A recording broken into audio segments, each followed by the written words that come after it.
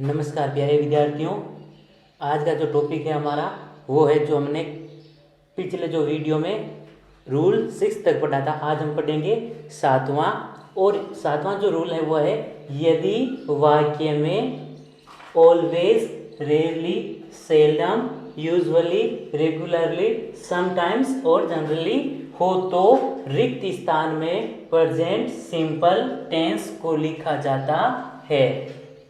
Present simple का मतलब या तो वर्ब की फर्स्ट फॉर्म के साथ एस या ईएस, या फिर अगर जो सेंटेंस नेगेटिव है, अगर नेगेटिव होता है तो डू डज, और डू डज के साथ में फिर एस या ईएस नहीं, केवल वर्ब की फर्स्ट फॉर्म को लिखा जाता है।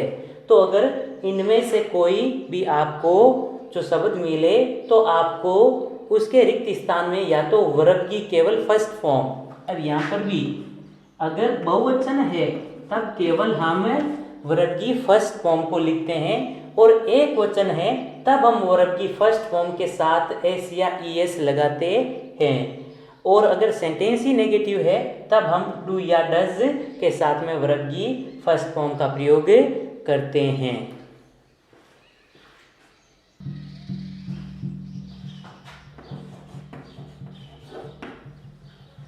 चलिए इसका पहला example, farmers walk to field every day. इस सेंटेंस में एवरी डे, जैसे कि आपको बताया था, always, rarely, seldom, usually, regularly, sometimes, generally और एवरी प्लस टाइम। जैसे एवरी डे की जरूरी नहीं कि जैसे every week, every Sunday, Monday, every January, जो भी एवरी प्लस टाइम हो तो रिक्त स्थान में हम प्रेजेंट सिंपल का प्रयोग करेंगे। तो एवरी प्लस टाइम आया हुआ है तो प्रेजेंट सिंपल। अब आपको ये देखना है कि पहले तो ये सेंटेंस कौन सा है।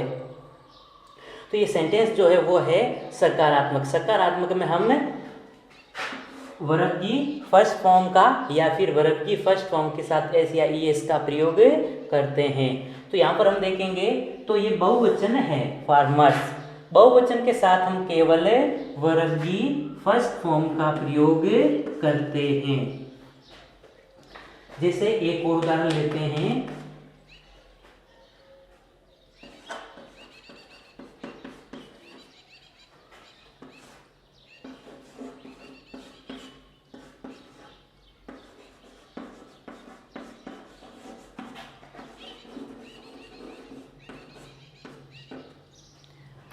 सेकेंड एग्जाम्पल है Sunita go to market rarely. इसमें हम देखेंगे तो रेयरली आया हुआ है और इसका मतलब होता है यदा कदा। तो यहाँ पर ये कह रहा है कि Sunita go to market rarely. Rarely के कारण हम प्रेजेंट सिंपल को लिखेंगे, लेकिन देखेंगे कि ये जो सेंटेंस है वो कौन सा है। तो सकारात्मक है। सकारात्मक में वर्ब की फर्स्ट फॉर्म या फिर वर्ब की फर्स्ट फॉर्म के साथ एस या ईएस का प्रयोग करते हैं। तो इसलिए हम जैसे इसका सब्जेक्ट देखते हैं तो सब्जेक्ट सिंगुलर है सुनीता, तो सिंगुलर के साथ में हम वर्ब की फर्स्ट फॉर्म जो गो है इसके साथ हम ईएस लगाएंगे। एक छोटी सी बात आपको बताना चाहूँगा, ये जो एस या ईएस, एस कब लगाया जाता है और ईएस कब लगाया जाता है।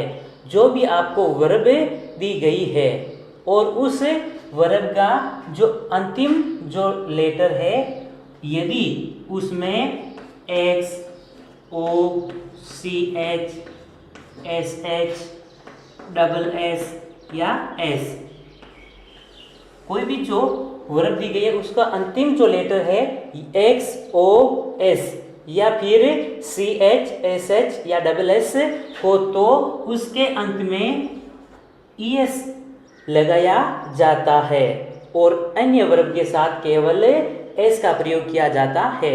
जैसे कि इसमें भी गो अंत में ओ था, इसीलिए हमने ईएस का प्रयोग किया है।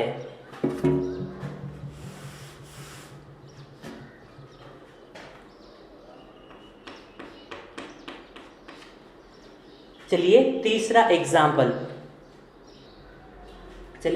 Example, we always go to school. Always के कारण हम प्रेजेंट सिंपल को लिखेंगे। प्रेजेंट सिंपल वर्ब की फर्स्ट फॉर्म या फिर एस या ई एस या डू डज के साथ वर्ब की फर्स्ट फॉर्म। सकारात्मक वाक्य होने के कारण हम इसमें वर्ब या फर्स्ट या फिर एस या ई एस का प्रयोग करेंगे, लेकिन जो इसका सब्जेक्ट है वो बहुवचन होने के कारण हम केवल वर्ब की फर्स्ट फॉर्म का प्रयोग करेंगे। तो ये इसके कुछ उदाहरण थे जो हमारा 7वां नियम था। चलिए आगे बढ़ते हैं।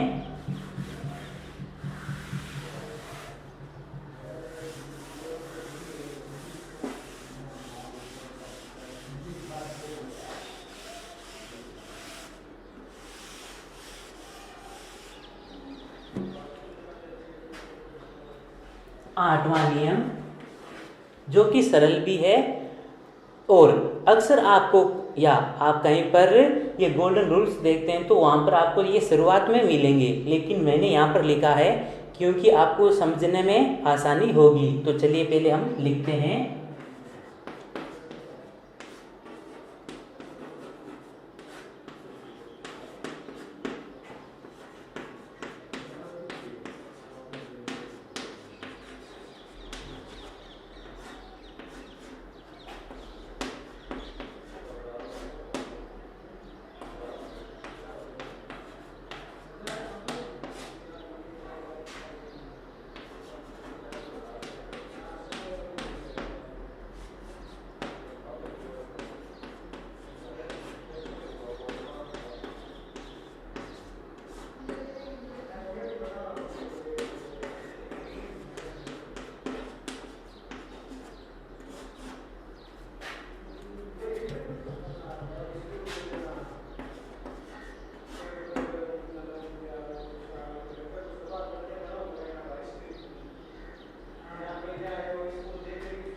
तो देखिए जो हमारा नियम है, जो आपको सेंटेंस दिया गया है उसमें सार्वभौमिक सत्य यानी यूनिवर्सल ट्रुथ, सार्वभौमिक सत्य, कहावतें, मुहावरे, सत्य आदतें, वैज्ञानिक तथ्य हो तो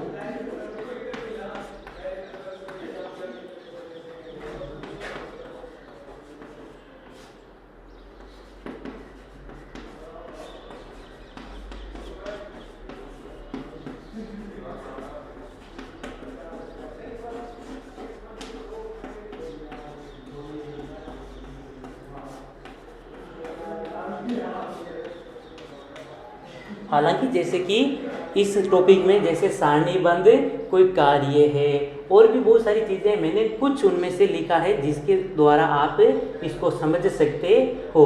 तो हमारा नियम है कि अगर जो भी कोई आपको सेंटेंस दिया गया है उसमें सार्वभौमिक सत्य, कहावतें, मुहावरे, लोकोक्तियाँ, सत्य आदतें, वैज्ञानिक तथ्य इत्यादि हो तो रिक्त स्थान में प्रेजेंट सिंपल को लिखा जाता है।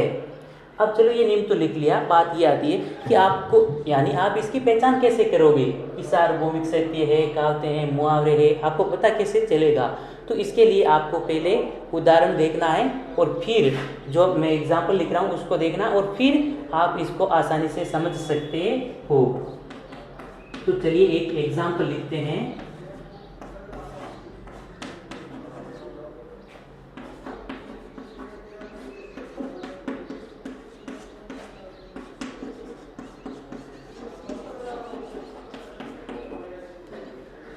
इस एग्जाम्पल को देखिए, एग्जाम्पल लिखा है the sun rise in the east, ये लिख दिया। अब बात ये कि अब ये है क्या, सार्वभौमिक सत्य है, कहावतें है, मुहावरे है या कोई वैज्ञानिक तथ्य है। चलिए आप इनमें से पहचान नहीं कर पाते हो तो भी कोई बड़ी बात नहीं है। हालांकि जो इस सेंटेंस में जो है वो है सार्वभौमिक सत्य, यूनिवर्सल ट्रुथ है, क्योंकि जो सूरज है वो आप कहीं पर भी जाओगे तो पूर्व में ही उदय होता हुआ दिखाई देगा और पूर्व में उदय होता है। लेकिन आप इनकी पहचान नहीं कर पाते हो तो कोई बात नहीं, आपको एक ये चीज़ ध्यान में रखनी है। आपने अभी तक हमने ये 8वां नियम है, 7 नियम आपने पढ़े थे। तो आप देखोगे कि जो ये सेंटेंस लिखा गया है इस सेंटेंस में क्या आपको कोई जो हमने 7 नियम पढ़े थे, जो 7 रूल्स अभी तक हमने पढ़े थे, क्या उनमें से कोई चीज़ यहाँ पर आई हुई है? क्या कोई नियम लागू हो रहा है? जैसे कहीं पर seldom, rarely, yet, so far, जितने भी नियम पढ़े थे, today, at, present, at this time, या जितने भी हमने अलग अलग नियम पढ़े थे, टुडे हो तो हम प्रेजेंट कंटिन्यूस का प्रयोग करते हैं, सेल्डम हो तो ये प्रेजेंट सिंपल का प्रयोग करते हैं। क्या वो कोई ऐसी चीज़ आई हुई है? तो हम देखेंगे तो अभी तक हमने 7 नियम पढ़े थे, उनमें से कोई भी नियम यहाँ पर लागू नहीं हो रहा है। तो ये आपको ध्यान में रखना है, जो हमारे कुल 24 नियम है उनमें से अगर कोई भी नियम लागू नहीं होता, इसको छोड़ करके, यानी बाकी जो 23 नियम है, अगर कोई भी नियम लागू नहीं हो रहा है तो उसमें आपको प्रेजेंट सिंपल का प्रयोग करना है। तो आप देखोगे तो इसमें कोई नियम लागू ही नहीं हो रहा है, तो ये कौन सा नियम हो गया? हमारा 8वां नियम हो गया, यानी प्रेजेंट सिंपल का लागू हो गया। उसमें हम किसका प्रयोग करेंगे? Present simple. अब प्रेजेंट सिंपल पिछले ही हमने ये नियम में पढ़ा था। प्रेजेंट सिंपल मतलब वर्ब की फर्स्ट फॉर्म या फिर एस या ईएस या फिर डू, डज के साथ वर्ब की फर्स्ट फॉर्म का प्रयोग करते हैं। प्रेजेंट सिंपल या फिर ये चीज बोल दीजिए। तो अब हम देखेंगे the sunrise in the east, सकारात्मक वाक्य है, और सकारात्मक वाक्य में हम केवल या तो वर्ब की फर्स्ट फॉर्म या फिर वर्ब की फर्स्ट फॉर्म के साथ एस या ईएस का प्रयोग करते हैं। तो देखेंगे कि द सन सिंगुलर है, एक वचन है, एक वचन के साथ में हम वर्ब जो दी गई है राइज, इसमें अब आप बताइए, पिछले नियमों में पिछला जो नियम बता था उसमें आपको बताया भी था कि एस का प्रयोग कब करना है और ईएस का कब करना है। तो कब करेंगे? एक्स, ओ, एस, एच, सी, एच, डबल एस या एस हो तो ईएस का प्रयोग करते हैं। तो उनमें से नहीं है, अंत में ई है, तो केवल हम एस लगा देंगे।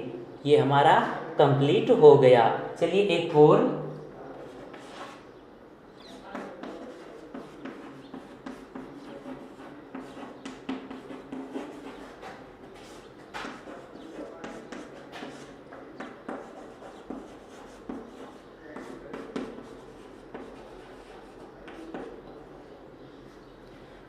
दूसरा example, the Kuku birds not make the nest.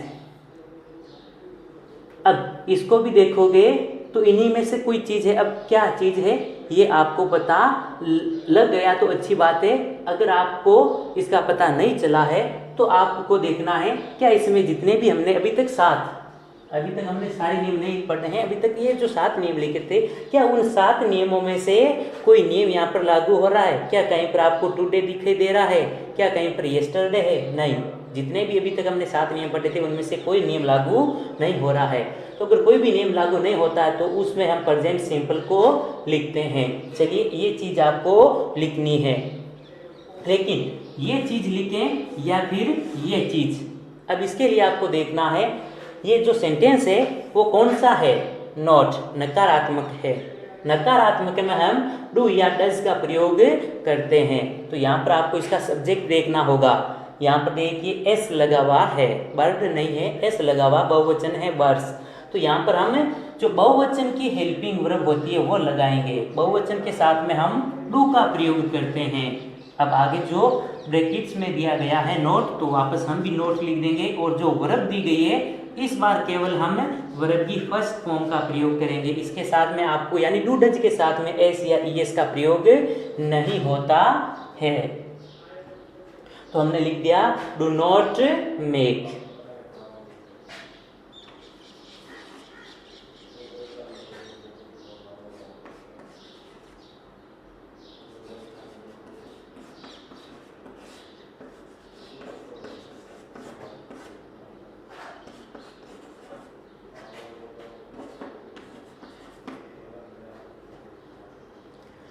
तीसरा, द अर्थ मूव द सन। ये भी जो सार्वभौमिक सत्य है, लेकिन अब आपको पता चला या नहीं तो आपको केवल ये चीज़ ध्यान में रखनी है, क्या इसमें कोई हमारा बाकी यानी जो अभी तक नियम पढ़े थे उनमें से कोई नियम लागू हो रहा है? नहीं। कोई भी बाकी जो 7 नियम पढ़े थे उनमें से कोई नियम लागू नहीं हो रहा है। तो ये हमारा नियम होगा कि अगर वाक्य में सार्वभौमिक सत्य सत्य आदतें कहावतें लोकोक्तियाँ मुहावरे हो तो हम प्रेजेंट सिंपल का प्रयोग करते हैं। यूँ बोले तो दूसरे शब्दों में अगर कोई भी नियम लागू नहीं होता है तो उस सेंटेंस में हम प्रेजेंट सिंपल को लिखते हैं। तो ये चीज़ याद रखो, या फिर अगर कोई भी नियम लागू नहीं होता है तो हमें प्रेजेंट सिंपल को लिखना है। तो इसमें कोई नियम लागू नहीं हो रहा है तो ये नियम या फिर प्रेजेंट सिंपल एक ही बात है, प्रेजेंट सिंपल को लिखेंगे। अर्थ एक वचन होने के कारण एस या ईएस लग जाएगा। चलिए, ये था हमारा 8वां नियम। चलिए अगला नियम,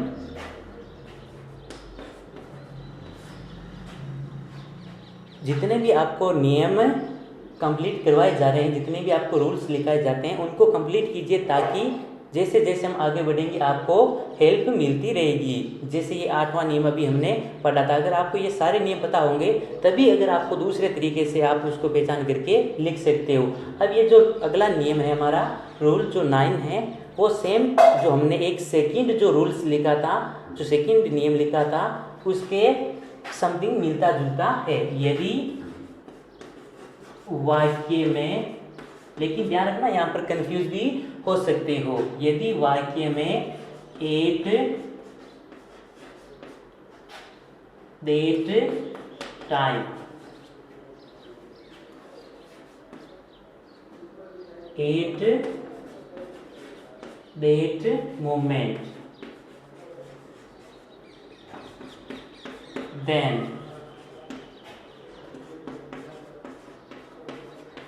those days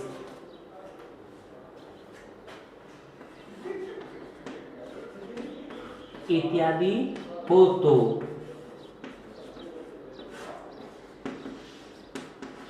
रिक्त स्थान में पास्ट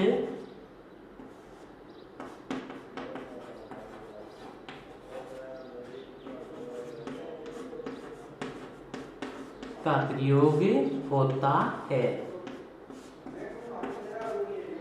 देखिए, जो भी आपको सेंटेंस दिया गया है उस सेंटेंस में at that time, at that moment, then those days आदि शब्द हो तो आपको रिक्त स्थान में पास्ट कंटिन्यूस का प्रयोग करना है।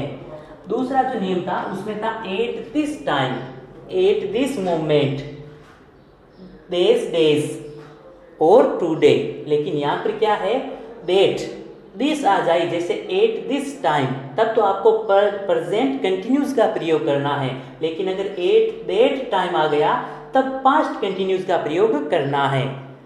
दिस प्रेजेंट और डेट तो पास्ट कंटिन्यूस तो दोनों में ही है, तो अगर एट दिस टाइम है तब आपको प्रेजेंट कंटिन्यूस का, और अगर एट डेट टाइम है तब पास्ट कंटिन्यूस का प्रयोग होता है। उसी प्रकार जैसे डेज डेज का प्रयोग होता है प्रेजेंट कंटिन्यूस में, लेकिन अगर दोज डेज है तब पास्ट कंटिन्यूस का। तो इन नियमों को आपको समझना भी है, कंपेयर भी करना है, क्योंकि ये सेम अगर एक नियम याद रखा तो दूसरे में आपको आसानी होगी, सेकंड और जो हमारे ये 9th रूल है। लेकिन अगर आप थोड़ा सा भी इसमें लापरवाही की तो फिर आपको ये कंफ्यूज हो जाएगा कि एट डेट टाइम कौन से में है। तो चलिए हम इसका उदाहरण देखते हैं।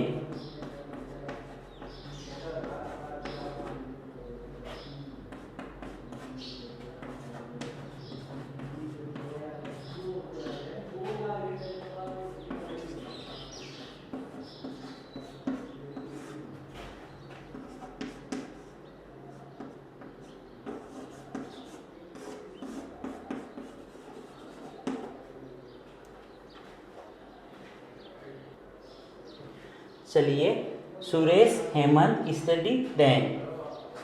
देखिए देन हो तो हम पास्ट कंटिन्यूस, पास्ट कंटिन्यूस का मतलब वाज या वर के साथ में जो वर्ब की फर्स्ट फॉर्म के साथ आईएनजी का प्रयोग किया जाता है।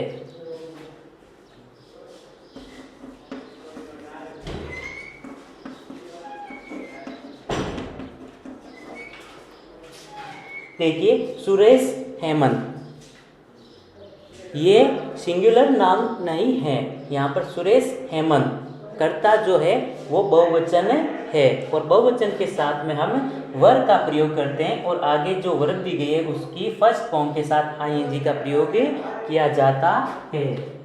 सेकंड एग्जांपल, आई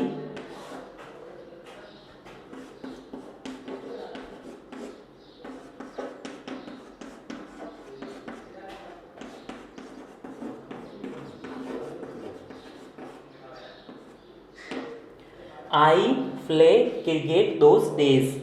दूसरे एग्जाम्पल में देखिए दोज डेज, दोज डेज भी हो तो हमें पास्ट कंटिन्यूस मतलब वाज वर प्लस वर्ब की फर्स्ट फॉर्म के साथ आईएनजी का प्रयोग करना है। यहाँ पर देखिए आई एक वचन है, ये ध्यान रखना, ये जो आई है ये केवल पास्ट कंटिन्यूस में ही, ये केवल पास्ट कंटिन्यूस में ही एक वचन होती है, बाकी सभी 11 टेंस में ये बहुवचन होती है। बाकी टेंसों में जैसे कि आई के साथ में हम कभी भी हैज नहीं लिखते, आई हैव होता है, आई डज नहीं होता है, आई डू होता है। तो केवल ये आई पास्ट कंटिन्यूस में एक वचन होती है, उसके लिए हम यहाँ पर वाज लिखेंगे। बाकी अन्य टेंसों में आई बहुवचन होती है, लेकिन यहाँ पर कौन सा है, पास्ट कंटिन्यूस, तो आई एक वचन है और एक वचन के साथ वाज, और जो वर्ब दी गई है उसकी फर्स्ट फॉर्म में के साथ हम लगा देंगे आईएनजी। तो ये था हमारा 9वां रूल्स और उम्मीद करता हूँ कि ये भी आपको अच्छे से समझ में आ गया होगा।